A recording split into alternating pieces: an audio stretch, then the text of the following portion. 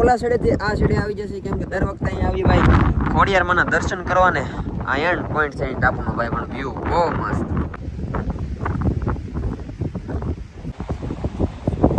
Family અત્યારે છે ને અમારા બે મિત્ર આવ્યા છે એટલે એને સ્પેશિયલ મસબો મૂકવા આવ્યો છે એટલે મેં એને લેવા જઈએ છીએ.